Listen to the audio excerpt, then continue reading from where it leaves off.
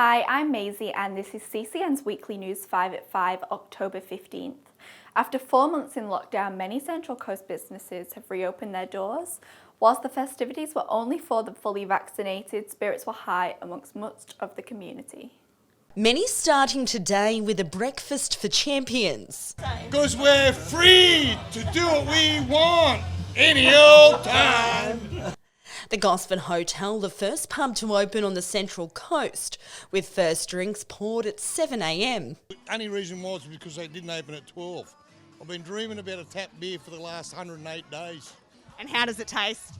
Oh, bloody beautiful. Better than the stuff I've been drinking at home. Bit tipsy already, you reckon?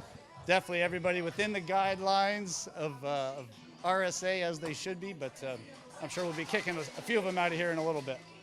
We've been really excited about today, Freedom Day as they call it, to get things open and running, and another 4 weeks from now being able to open up our new bistro and the whole new side of the new Gosford Hotel, which we can't wait to show people. For others, Freedom Day was a welcomed birthday present. Well, you know, we just came down to celebrate Freedom Day and my birthday, and yeah, just it's really fun to be out and about again. Something that I've really missed, and I'm really happy to be out again.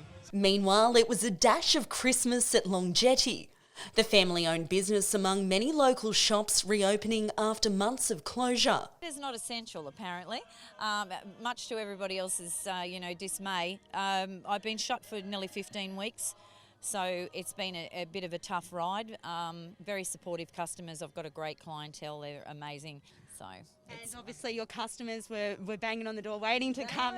They were banging on the door. I've had nobody come in that wasn't happy this morning, and I didn't have to turn anybody away. I'm really grateful that people have been adhering to the health orders. It's a difficult time for everybody, especially when they want to come in here. But, it won't be long before everybody's allowed in. But on the top of many's list was the long-awaited barber trip. And the start of this year we moved into this location, just stepping it up, wanted to just keep progressing. And then, a couple of months in, we end up getting into this lockdown. So another lockdown. We started a business last year in a lockdown, and this one pretty much a couple of months after. And if you're confused by the latest COVID rules and you're discovering the word freedom means different things to different people, well, don't feel alone. You can go and get on the beers, you can go to the gym, you can even tell your international friends to start booking their flights for November 1st. However, you can't travel to Newcastle. Bizarre, right? It's certainly a moving feast. In today's Coast Community newspaper, Parliamentary Secretary for the Central Coast, Adam Crouch, advertised that double vaccinated coasties would be able to freely travel anywhere in New South Wales at the 80% double vaccination milestone, which is likely to begin on October 25th. However, the ink on the paper was still drying when the New South Wales government this morning announced that we, as part of Greater Sydney, would not be able to visit the regions until at least November 1st. Ouch. And breaking news, the Prime Minister has just this afternoon questioned the Premier's announcement on international travel. Ouch again. Stay tuned for more on that one. The most significant announcement we're making is an end to quarantine. From 1 November, those people, returning Australians, tourists who want to come back, who want to visit Australia, who want to come into Sydney, hotel quarantine will be a thing of the past.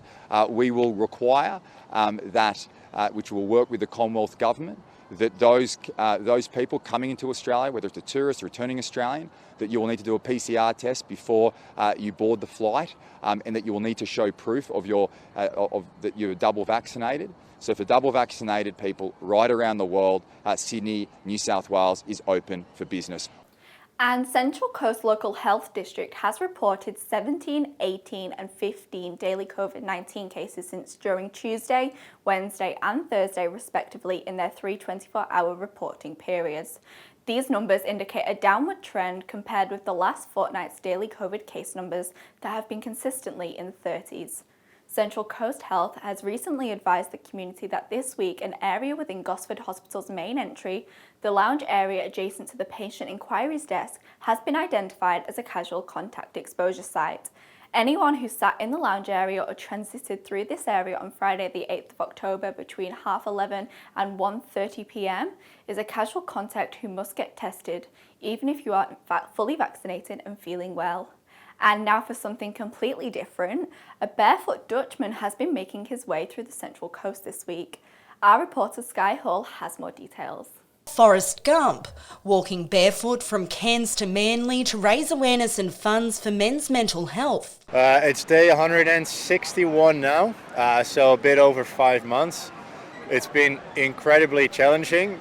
Today, though, the Barefoot Dutchman spoke words of wisdom with the Central Coast Mariners. Walking from Cairns to Sydney, the most densely populated area of Australia, so that way I can speak to as many people as possible, go through as many towns as possible, to get the message out there that, especially towards men, that having emotions and showing emotions and speaking up whenever you need to is completely fine, that you're only human. It has nothing to do with your masculinity. You can still play footy and work on your car, but it just needs to get out there. And the 2,600-kilometre walk wraps up on Sunday after Anton walked from Terrigal to Gosford today. The Barefoot Dutchman will then make his way through the peninsula tomorrow before catching the Palm Beach ferry from Ettalong Beach. Thank you, Maisie. Well, this inquiry is certainly revealing the dirty laundry of all who've been involved in the councils on the Central Coast over the last decade. Commissioner Rosalind McCulloch has had testimony from most of the suspended councillors and some key past and present senior managers, including the former administrators Ian Reynolds, Dick Person and Rick Hart. Allegations of systemic bullying and counter-allegations of serious corruption have been aired by suspended councillors. The state government has also copped a lashing from all sides, including 2 past administrators and councillors of all political stripes. Though former administrator Dick Person seemed to sum it up best by referring to the state of the council's finances as, quote, Commissioner, not to be too rude, it was a cluster mess. Here's a bit more of what Dick had to say. Do you think the councillors actually knew that they were dipping into the restricted funds?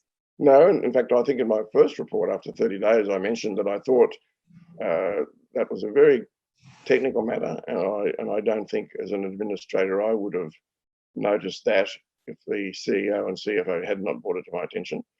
I gave them a pass for that.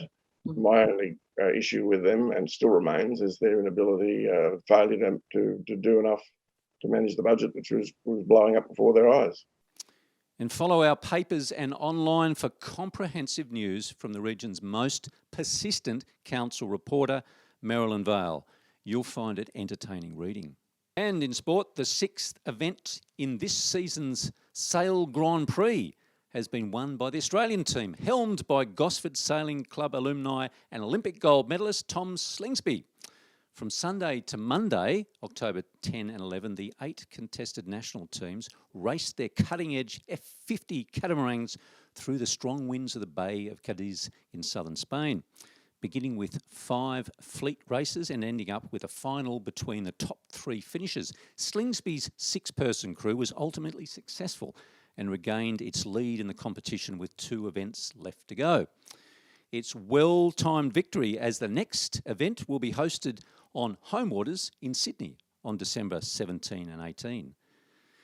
And less luck for our surfers. The Whistler Pro Arica in Portugal has come to an end without lasting success for our 3 Central Coast competitors. Victory in the end coming to Hawaiians Eke Low and in the men's, and Low silver in the women's. Although advancing through their opening heats, Shelley Beach's Molly Picklum and Avoca Beach's Wade Carmichael were both eliminated in the second round. Avoca's Macy Callahan advanced up to the opening one-on-one heat in the round of 16, where she was beaten in classy fashion by 16-year-old Hawaiian Betty Lou Sakura Johnson. And in A-League football, Central Coast Mariners are gearing up for a new season of the A-League, which is expected to launch for the Yellow and Navy side on November 21, away against Newcastle in Newcastle. The team are confident of regaining their form from last season, with the new gaffer, ex-Mariners captain Nick Montgomery, in the manager's box. Thanks, Dave. All of these stories and thousands more can be found on our website without a paywall, or in this week's Coast Community News, Coast Community Chronicle and the Pelican Post. Remember to subscribe to all of our YouTube, Twitter, Facebook, Spotify and Instagram pages for updates throughout the week, and keep an eye out for Sky Hall's video updates. And to finish off this week, here is some vision of today's Central Coast School Strike for Climate held online for safety reasons. We hope you have a safe and fun weekend, and we'll see you next week. Bye-bye. In your opinion, what are the next steps you want to see the Australian government take to deal with the climate crisis? Yeah, absolutely. So I know all of us really want to see the government funding and approving way more renewable energy than they are. And we want them to stop funding and approving fossil fuel mines. I don't know if I have to reiterate that even more, like that is everything. They need to stop. And we also need them to create a smooth transition for all fossil fuel workers into the renewable energy sector. There are so many jobs in the renewable energy sector that people in fossil fuel jobs could move into. It's so possible. We just need the help of the Australian government.